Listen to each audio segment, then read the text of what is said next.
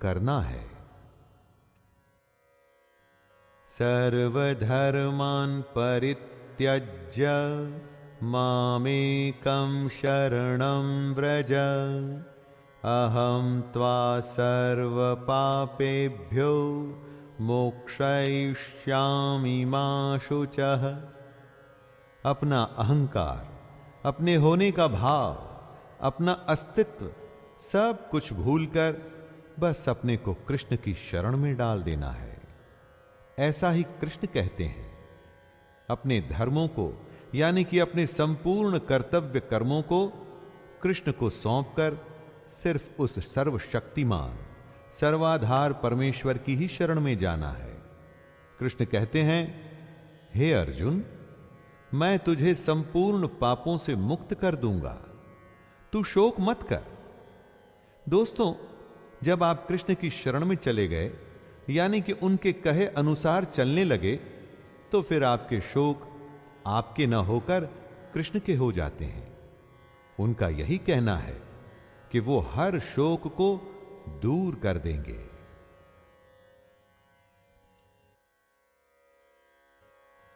इदं ते ना तपस्काय ना भक्ताय कदाचन न चाशु श्रूषवे वाच्यं न च मां योऽभ्यसूयते।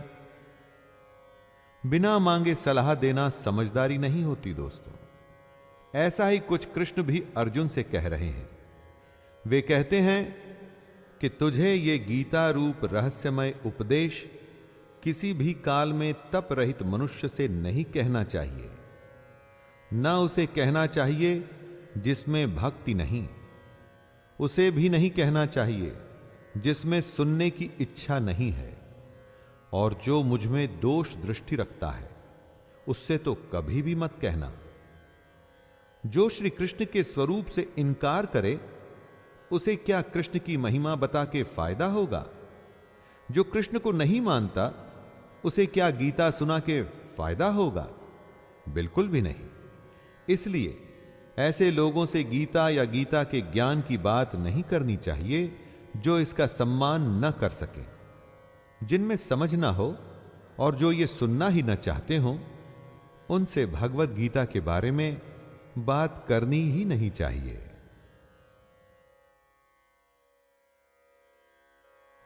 यैमं परमं गुह्यं मद्भक्तेष्वभिधास्यति भक्तिं मयि परां कृत्वा मामे वैष्यत्य संशयः। कृष्ण कहते हैं कि जो उनके स्वरूप से इनकार करता है उसे गीता नहीं सुनानी चाहिए। जिसमें भक्ति नहीं उसको गीता का ज्ञान देना व्यर्थ है। लेकिन साथ में कृष्ण ये भी कहते हैं कि जो पुरुष मुझ में परम प्रेम करके इस परम रहस्य युक्त गीता शास्त्र को मेरे भक्तों में कहेगा वह मुझको ही प्राप्त होगा। इसमें कोई संदेह नहीं है। यहां कहेगा से सिर्फ यह मतलब नहीं कि आप गीता पाठ करेंगे। दोस्तों, यहां कहेगा से यह मतलब है कि जो ज्ञान बांटेगा तो खुद भी वो उसी ज्ञान पर चलेगा, और जो कृष्ण के बताए ज्ञान पर चलेगा तो स्वाभाविक ही है कि एक दिन वो कृष्ण को ही प्राप्त हो जाएगा। न च तस्मान् मनुष्येषु कश्चिन्मे प्रियकृत्तमः भविता न च मे तस्मादन्यः प्रियतरो भुवि।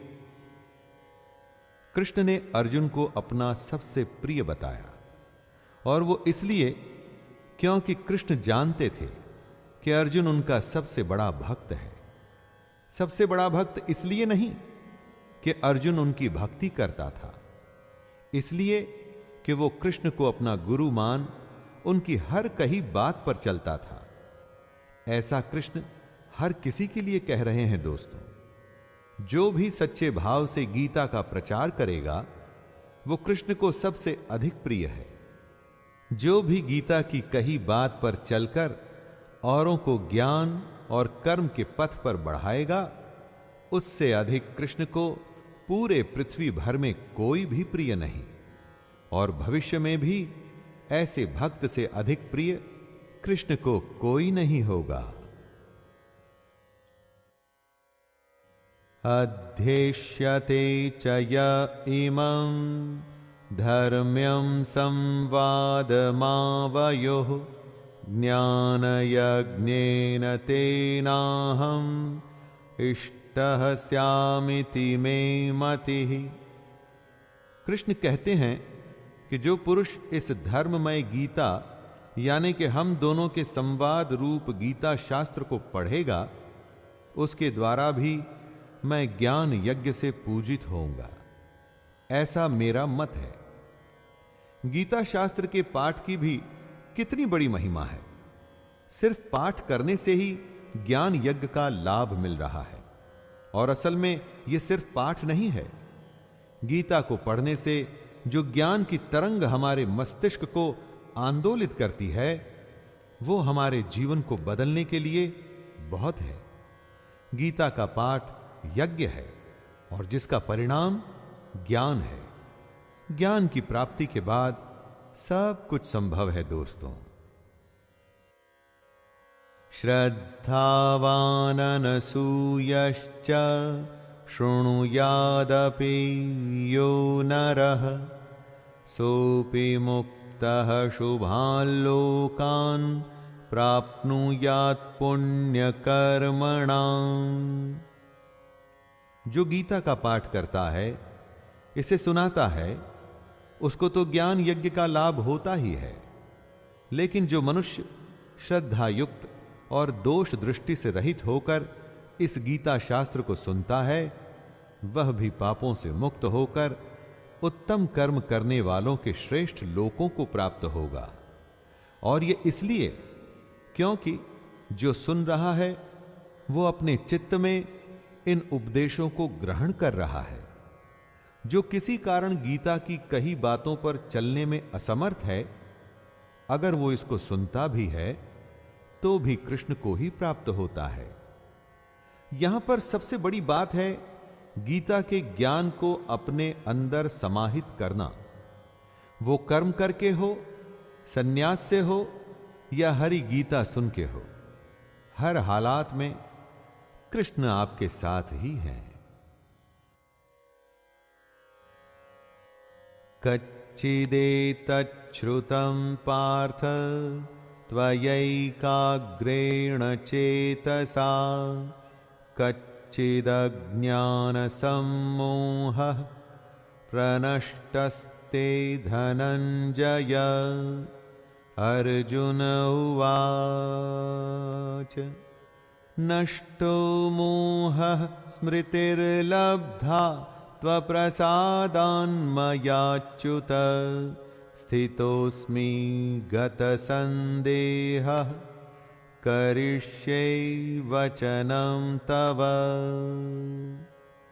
सबसे बड़े ज्ञान, सबसे गोपनीय ज्ञान, जिसको आज तक किसी ने नहीं सुना था, ऐसे ज्ञान को बांटने के बाद कृष्ण अर्जुन से पूछते हैं, हे पार्थ, क्या इस गीता शास्त्र को तूने एकाग्र चित्त से श्रवण किया? हे धनंजय, क्या तेरा अज्ञान जनित मोह नष्ट हुआ? और इसी का उत्तर देते हुए अर्जुन कहते हैं, हे अच्युत, आपकी कृपा से मेरा मोह नष्ट हो गया और मैंने स्मृति प्राप्त कर ली है। अब मैं संशय रहित होकर स्थिर हूं, अतः आपकी आज्ञा का पालन करूंगा। दोस्तों, हमारे भारत की परंपरा थी स्मृति, यानी कि अपनी याद से ज्ञान आगे बांटा जाता था। इसीलिए अर्जुन कह रहे हैं कि उन्हें स्मृति प्राप्त हुई। इस स्मृति से, ज्ञान से उनका मोह नष्ट हुआ। इसी मोह के चलते अर्जुन ने अपने शस्त्र रख दिए थे और युद्ध करने से मना कर दिया था।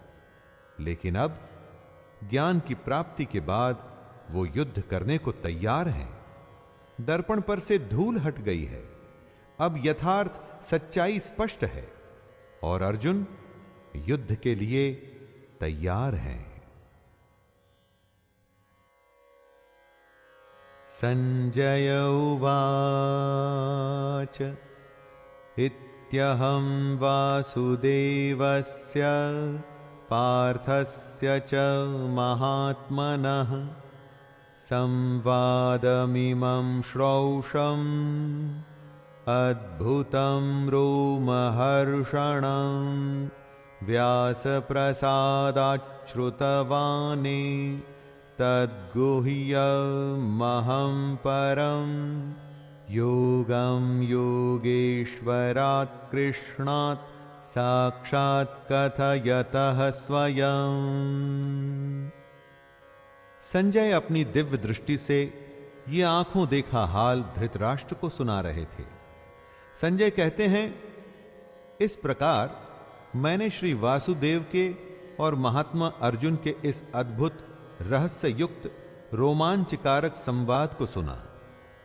श्री व्यास जी की कृपा से दिव्य दृष्टि पाकर मैंने इस परम गोपनीय योग को अर्जुन के प्रति कहते हुए स्वयं योगेश्वर भगवान श्री कृष्ण से प्रत्यक्ष सुना, जो परम गोपनीय था।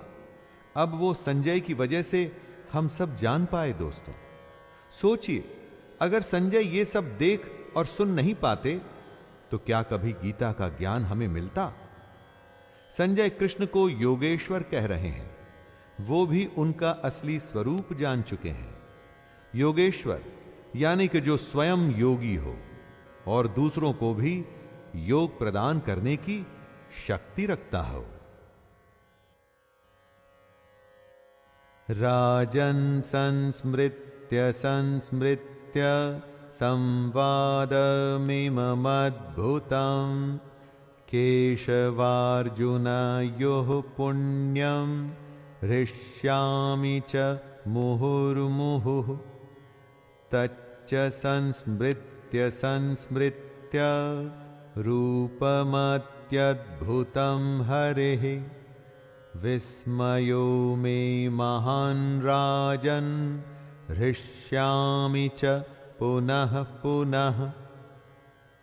संजय धृतराष्ट्र से कहते हैं, हे राजन, भगवान श्री कृष्ण और अर्जुन के इस रहस्य युक्त कल्याणकारक और अद्भुत संवाद को पुनः पुनः स्मरण करके मैं बार बार हर्षित हो रहा हूं।